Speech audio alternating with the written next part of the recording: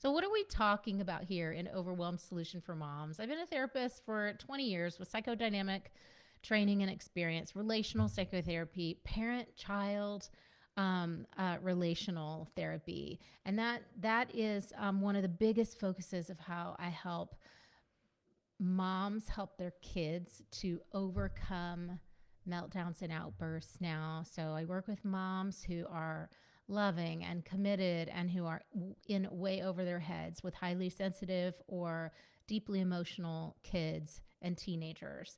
The behaviors are out of control at this point. The meltdowns, mom's frustration is out of control.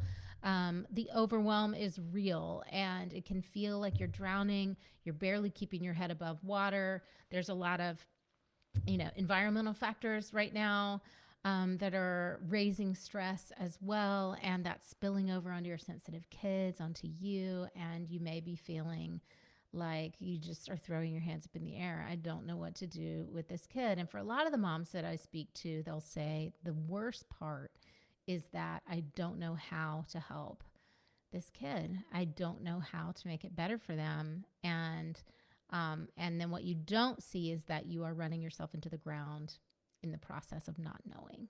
And everything gets exponentially harder as you continue down the path of not knowing how. So today I'm going to pull out one thread from what's come up in the most recent workshop. Some of the questions that I've gotten were around, how do I know if I'm parenting in a way that is enabling my child and preventing them from becoming the best version of themselves? So today's topic, and this is for all of you, everyone, but especially for those of you who have a deep feeling child, enabling versus empowered parenting. And what is the difference? And how do you know if you are enabling your child or if you are empowering them and bringing out the best in them? And sometimes it's hard to tell the difference when we're talking about deep feeling kiddos. So let's dive in with the first piece of this. So the questions I get sound like this, and raise your hand or tell me in the comments if you've had any of these thoughts yourself. Is what I'm doing, is my empathy for my child or my being understanding of them, is that hindering her in the long run? Am I creating this weak person who is going to struggle in the world because life is not going to give them breaks? So why am I giving them breaks? So I hear this a lot, and I really empathize with this. It's a tough one. When your children are really struggling emotionally, the number one thing that they need to build is resilience for lifelong success and happiness. They need to build resilience, but there's a big but in here.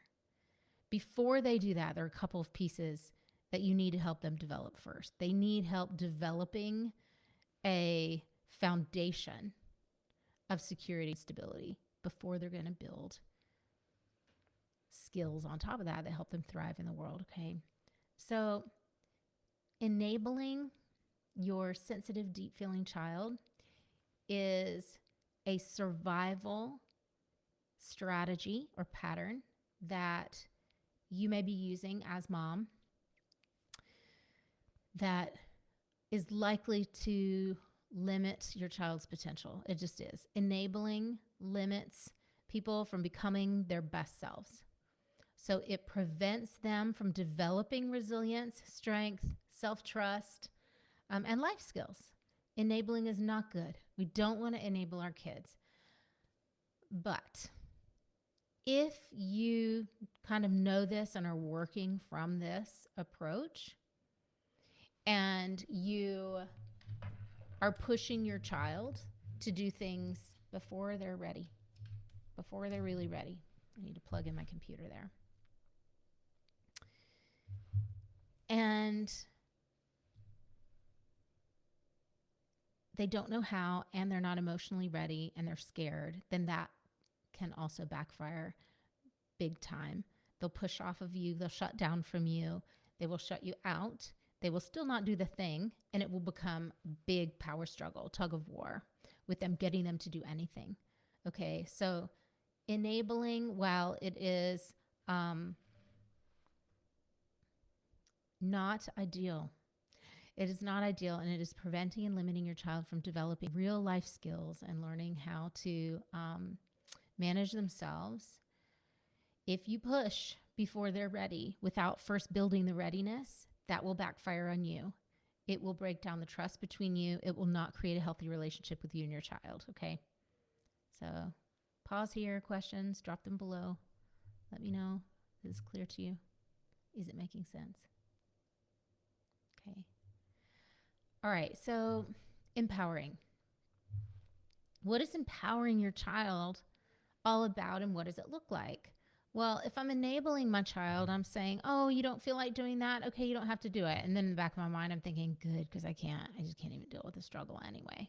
I don't know what else to do, so I'm just going to kind of give up, let them have their way, let them not go to soccer practice, let them not do their homework, let them eat the sugary thing that I know inflames them and causes really intense behaviors later, because I just can't have that battle right now. This kid is so strong-willed. Okay, so I see parents going that route.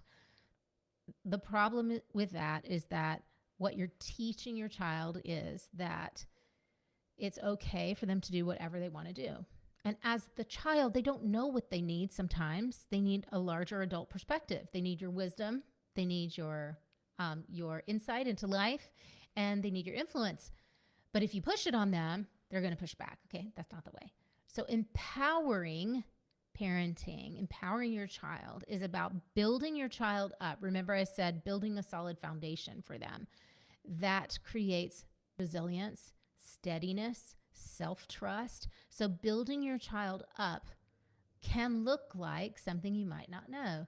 Building your child up, building those skills that lead to resilience. So number one, emotional safety. I empower my child through building emotional safety for her. So I have to embody that. It starts with me. I embody it and then build it for her. And I also build her resilience and her confidence by offering her my own confidence and my own certainty. I offer those things. That means I've built them.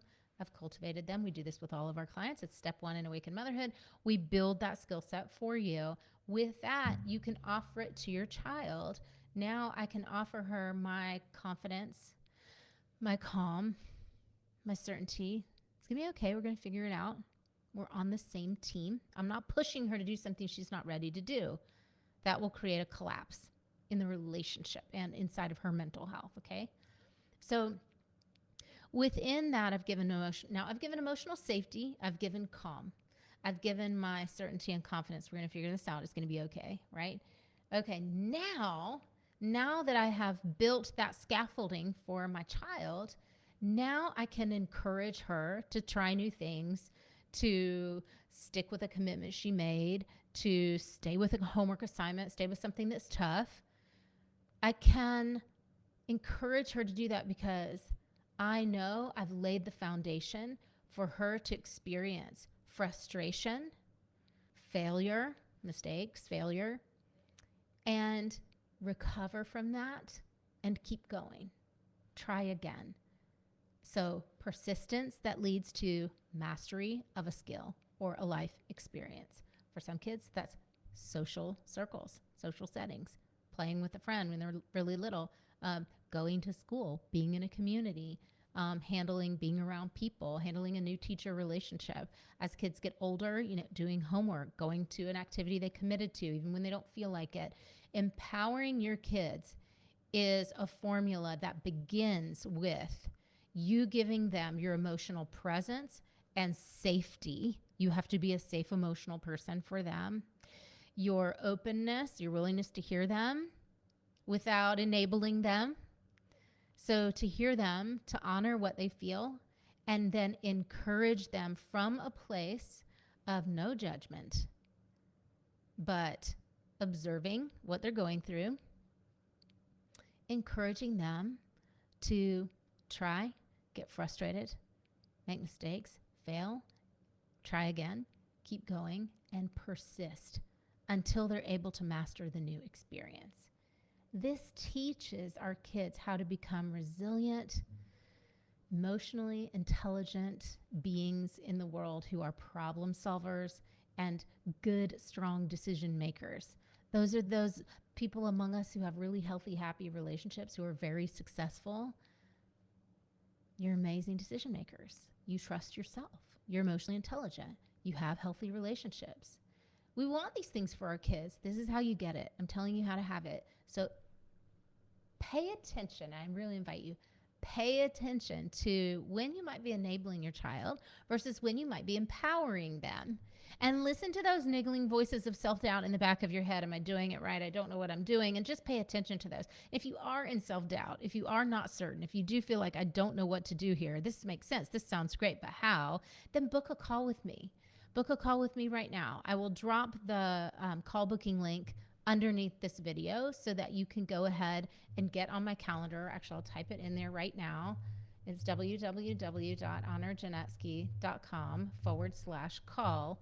And I want you to book your clarity call with me now. It's free.